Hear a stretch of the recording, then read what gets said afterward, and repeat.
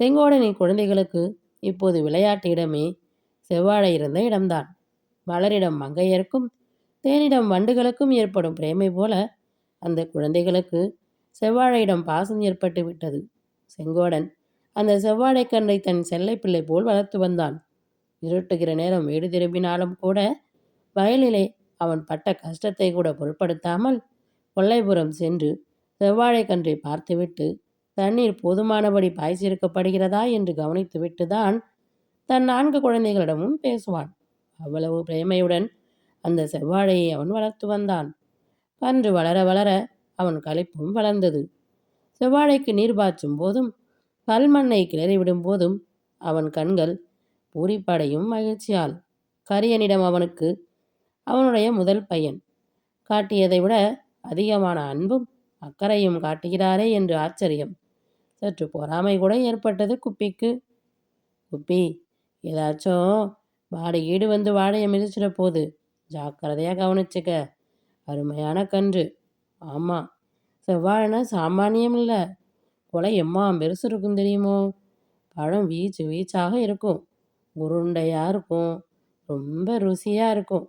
கண்ணால் பார்த்தா கூட போதும், பசியே போயிடும் என்று குப்பையிடம் பெருமையாக பேசுவான் செங்கோடன். அப்பா சொல்லுவதை 4 பிள்ளைகளும் ஆமோதிப்பார்கள்.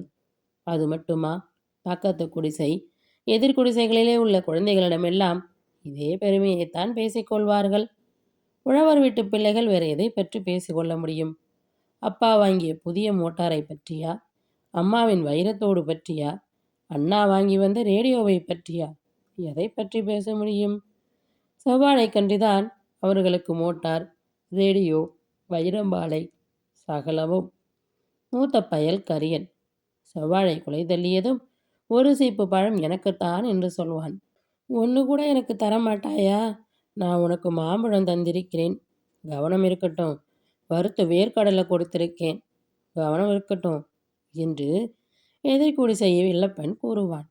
கரியனின் தங்கை காமாட்சியோ கண்ணை சிமிட்டிக்கொண்டே, உனக்கு ஒரு சீப்புன்னா எனக்கு 2 தெரியுமா?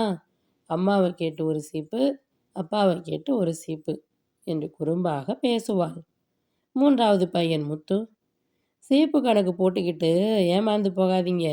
ஆமாம், பழம் ஆவதற்குள்ள யார் யார் என்ன செய்து விடுவார்களோ, யாரு கண்டாங்க என்று சொல்லுவான். வெறும் வேடிக்கையாக அல்ல, திருடியாவது மற்றவர்களை விட அதிகப்படியான பழங்களை தின்றே தீர்த்து விடுவது என்று தீர்மானித்து விட்டான்.